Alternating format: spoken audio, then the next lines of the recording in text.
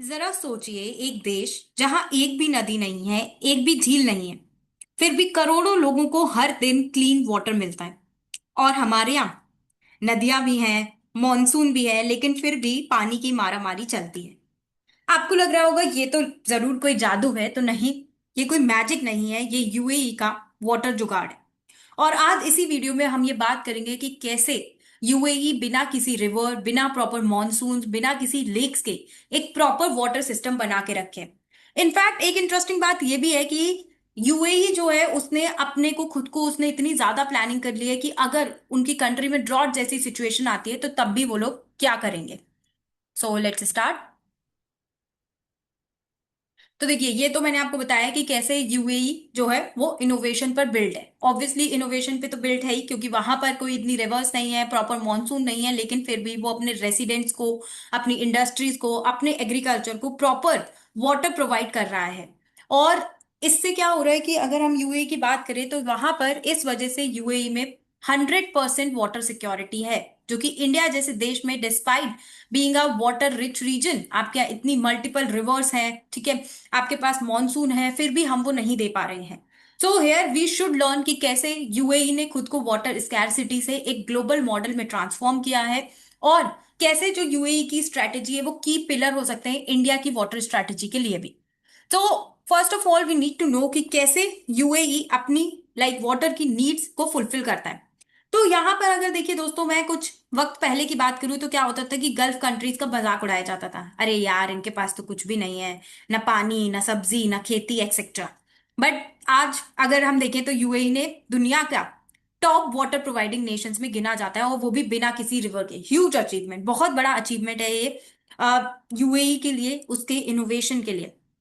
Next, we need to know कि इसके पीछे क्या स्ट्रैटेजी थी, क्या टेक्नोलॉजी यूएई ने यूज की, और सबसे जरूरी क्या इंडिया कुछ सीख सकता है। तो चलिए देखते हैं कि कैसे यूएई, पानी कहाँ से आता है यूएई में, ये हमको समझने की जरूरत है। तो सबसे पहले देखिए ये क्या करते हैं, इनका प्रॉपर डीसैलिनेशन होता है। डीसैलिनेशन का मतलब क्या है, जो समंदर का खारा पानी होता है उसको ये पीने के पानी के लिए कन्वर्ट करते हैं। तो यहां पर क्या है कि अगर हम स्टैटिस्टिकली देखें तो यूएई जो है वो अपनी 42% अपनी पूरी total water supply with over 70 operational plants ये डीसैलिनेशन से कवर करता है। 42% पानी की सप्लाई को ये समंदर के पानी से पूरा करता है थ्रू डीसैलिनेशन। इसका मतलब क्या है, जैसे कि मैंने आप लोगों को ऑलरेडी समझाया, इसका मतलब यही है कि समंदर के खारे पानी को फिल्टर करके पीने लायक बना दिया जाता है। अब तक अगर हम देखें तो यहाँ पर 70 से ज्यादा डीसैलिनेशन प्लांट्स हैं, और दुनिया के 14% डीसैलिनेटेड पानी का प्रोडक्शन यहीं पर होता है। अब क्या इंडिया इससे सीख नहीं सकता है? हमारे पास भी बे ऑफ बंगाल है, अरेबियन सी है, आप करिए डीसैलिनेशन समंदर के पानी का और उसको पीने के पानी लायक बनाइए। अब यहाँ पर अगर हम देखें तो ये कौन सी टेक्नोलॉजीज यूज करता है, तो यहाँ पर कुछ टेक्नोलॉजीज हैं जैसे कि reverse osmosis, multiple effect distillation, multi stage flash distillation etcetera. क्योंकि यूएई अब एक ग्लोबल मॉडल बन चुका है for fulfilling the water requirements, तो इस तरह की चीजें में भी आपके प्रीलिम्स में पूछी जा सकती हैं कि multi effect distillation, multi stage flash distillation, ये सब क्या होता है। तो नाम सुनने में तो बहुत ज्यादा फैंसी लग रहे हैं, लेकिन इनका काम बहुत ही बेसिक है, पानी को क्लीन करना है, समंदर के खारे पानी को पीने के लायक बनाना है। अब ये सब यूएई ने क्या सोच कर किया, तो देखिए क्या हुआ कि 2008 से लेके 2012 के बीच में यूएई में पानी की डिमांड 35% तक बढ़ी।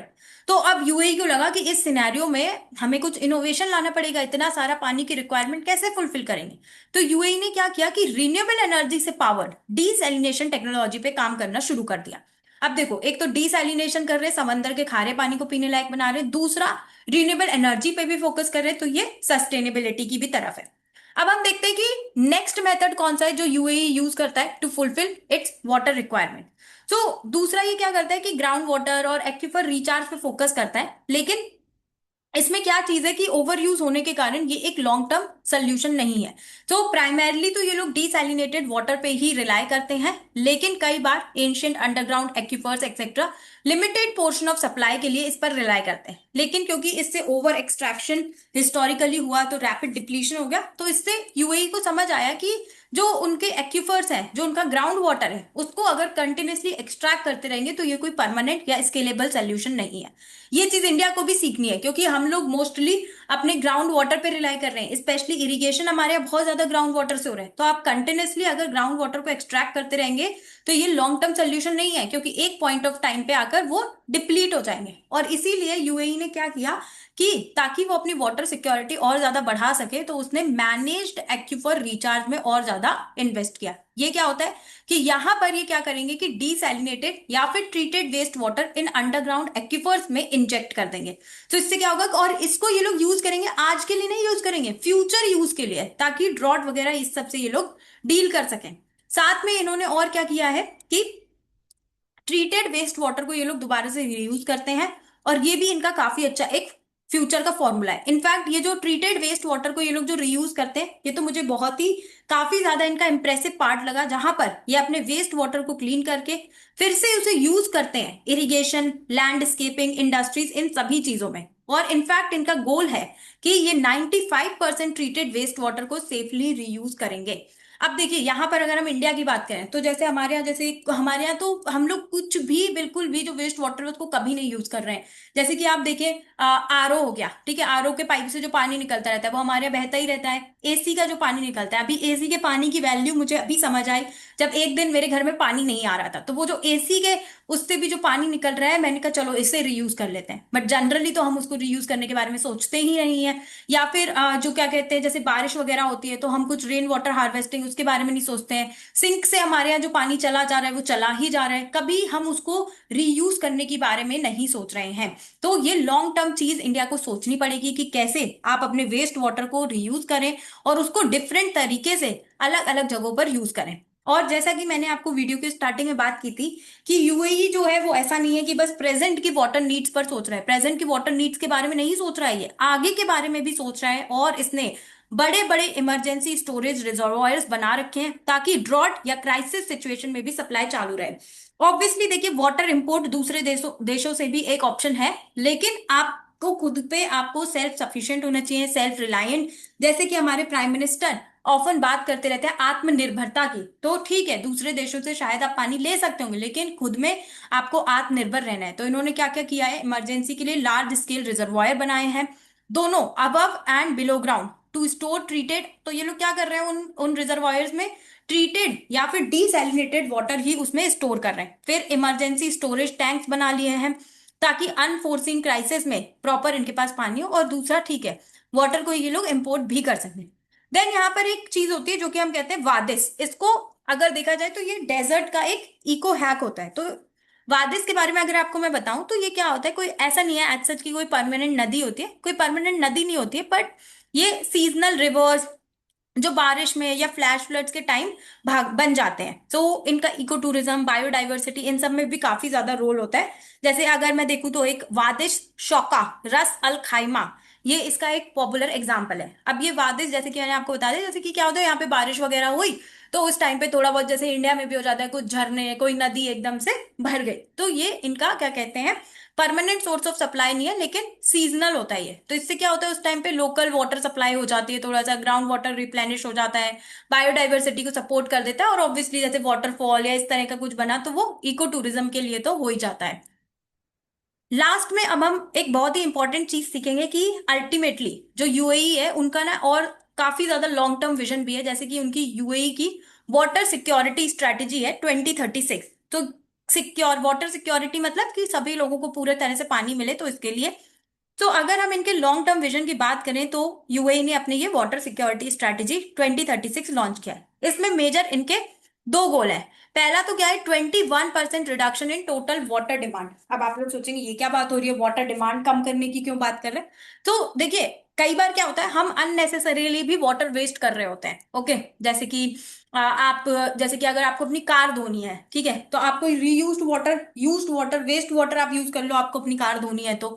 ओके, जैसे जिन जिन कपड़ों से जिस पानी से आपने अपने क्लोथ्स वॉश किया, उस पानी से आप थोड़ा सा क्या कहते हैं अपनी कार वॉश कर लीजिए। ओके, देन इंडिया में क्या होता है, जो हमारे ऐसे फ्लोर धोए जा रहे हैं इस तरह से, तो प्रॉपर अवेयरनेस कैंपेन वगैरह करेंगे तो पानी की जो हम लोग डिमांड है उसको भी कम कर सकते हैं। तो वही यूएई में भी उनको करना है कि टोटल वाटर डिमांड, क्योंकि हमारी कंट्री में इतना पानी नहीं है, तो वो हमको कम करनी पड़ेगी। Efficiency improvement, public awareness campaign, leak detection system.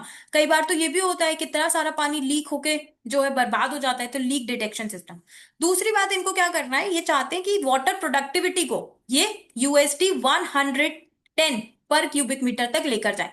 Water productivity क्या होती है, यहाँ पर मैं आपको बता दूं कि आप जो भी एवरी यूनिट ऑफ वाटर जो आप यूज कर रहे हैं उसकी इकोनॉमिक वैल्यू को आप मैक्सिमाइज करें, स्पेशली इंडस्ट्रियल और एग्रीकल्चर सेक्टर में। तो ये यूएई का गोल है। तो इनकी अगर हम देखें तो ऐसा नहीं है कि कोई पर्टिकुलर एक ही लाइक ऑर्गेनाइजेशन या इंडिविजुअल इनके वाटर सिक्योरिटी की तरफ काम कर रहे हैं, नहीं, ये एक स्टेक होल्डर ड्रिवन अप्रोच है जहां पर प्रॉपर वाटर रिसोर्स मैनेजमेंट हो रहा है, वाटर सस्टेनेबिलिटी इंश्योर की जा रही है इनके डेवलपमेंटल प्लान्स में। और इंडिया भी इस प्रोएक्टिव और टेक्नोलॉजिकली ड्रिवन अप्रोच से काफी कुछ सीख सकता है ताकि हम भी एक वाटर सिक्योर नेशन बने। लेकिन यहां पर देखिए दोस्तों, सबसे बड़ा सवाल ये उठता है कि क्या इंडिया सीख सकता है यूएई से? हमारे पास नदियां हैं, मॉनसून है, फिर भी वाटर क्राइसिस हर समर में न्यूज बन जाता है। क्या हम अपना ट्रीटेड वेस्ट वाटर रीयूज में इन्वेस्ट कर रहे हैं? ये सोचने वाला सवाल है।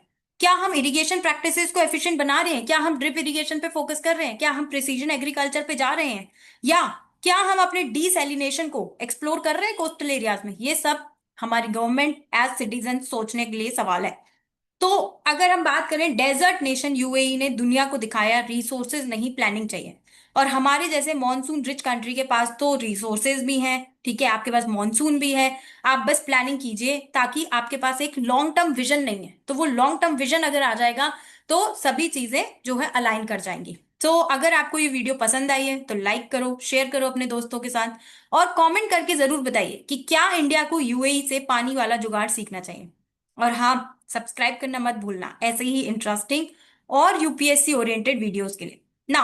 एट लास्ट मैं बस आपको इतना बताना चाहूंगी कि अगर यूपीएससी पॉइंट ऑफ व्यू से हम इसकी बात करें तो ये आपके GS 3 में एनवायरमेंटल कंजर्वेशन और रिसोर्स मोबिलाइजेशन में काफी ज्यादा यूज आ सकता है। देन ऐसे टॉपिक में sustainable development, water crisis solutions में आप इसे यूज कर सकते हैं, और एथिक्स में ये एक इनोवेटिव गवर्नेंस मॉडल हो सकता है।